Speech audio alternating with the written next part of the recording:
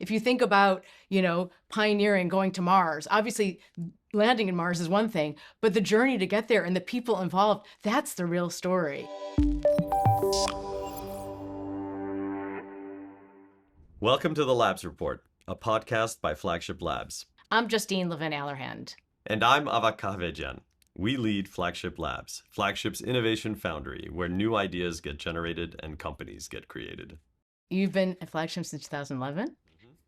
This summer is your 15th anniversary. When you think back on origination from day one to day to day, and all the companies you created, what did you wish you knew back in company one that you know now? What has been different? Well, when I first started, my first project was to brainstorm Moderna with Nubar and Stefan. It was clear that I had no idea what I was doing, and we were working on something that had never been done before. And it's hard when you're in that situation to imagine that this could turn into something, let alone something very big. And in company 10 or 15, you now know that that's possible. With company one, when you're doing it for the first time, that possibility seems like very remote to you.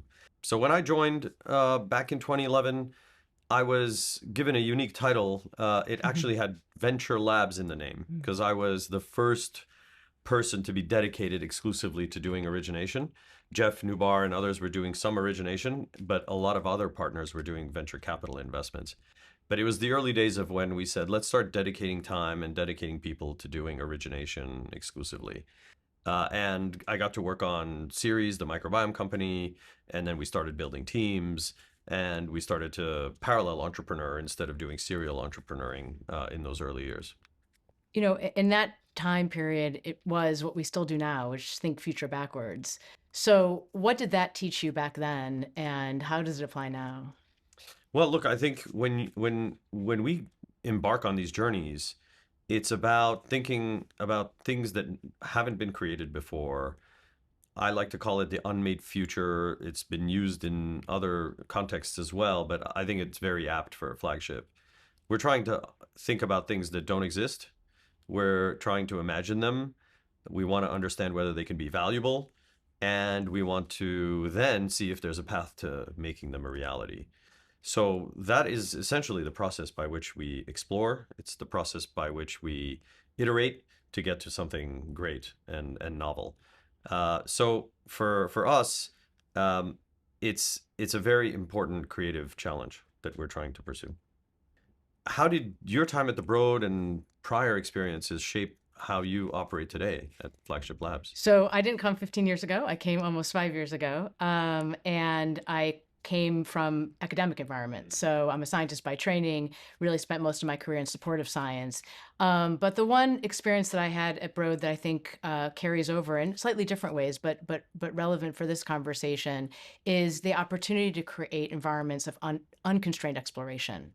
So how do you give people the freedom to imagine, to explore, well before you're actually picking up a pipette or doing an experiment, and allowing people to imagine what may be possible? I mentioned future backwards. The ability here at Flagship for us to imagine a future with precision, maybe not with accuracy, but with precision, and then work our way backwards scientifically such that it is possible to create that modality, that bioplatform, create that solution, is really what's special about this place. That while you were only a handful of people in Venture Labs back 15 years ago, I could hear it, that spirit has carried through all these years.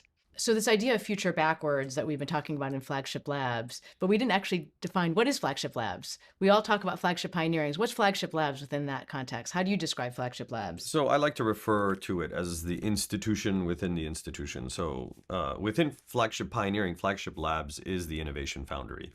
It's where we have a bunch of teams working independently but in coordination to ideate and invent new bioplatform ideas and to actually think future backwards, to ask the what if questions, and to implement their ideas in actual physical laboratories.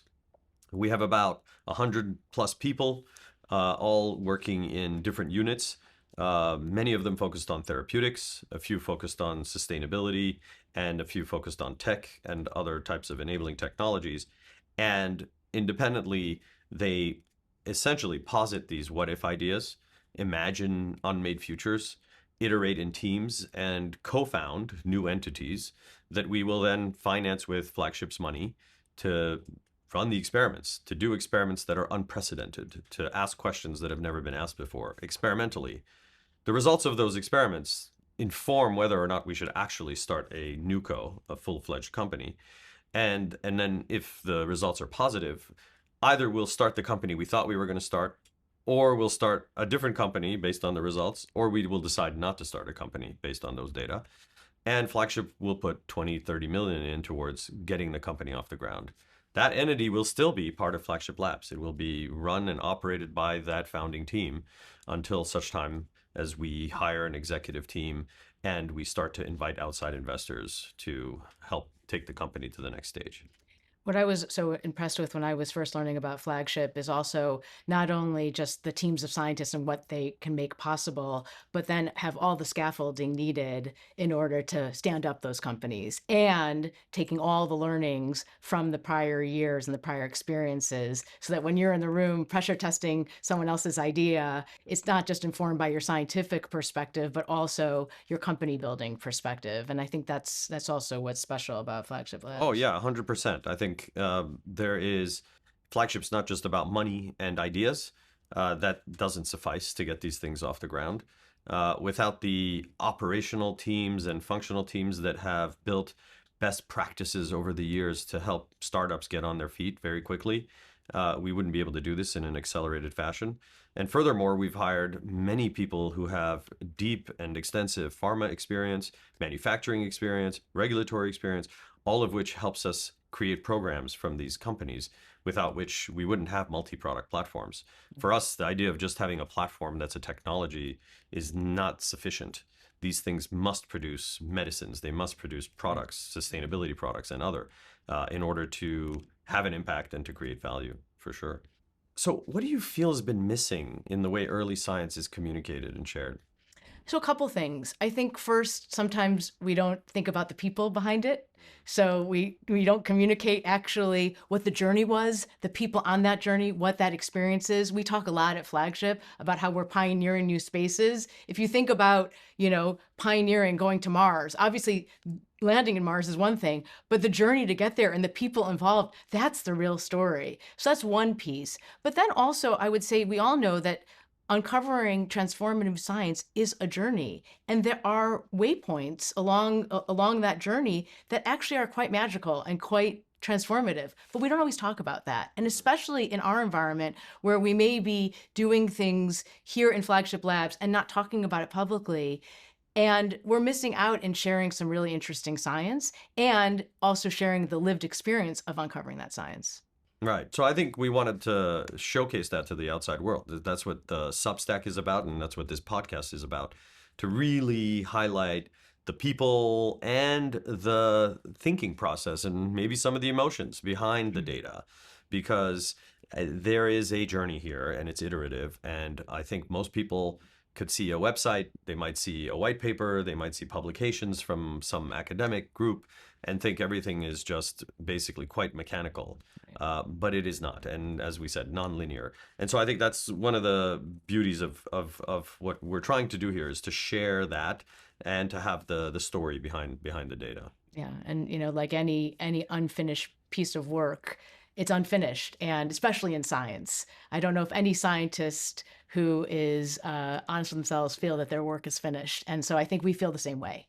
So you'll be hosting our first deep dive podcast with Mike Hamill from A Biologics, a company that you helped co-found with Mike and a small team of people in your group a few years ago.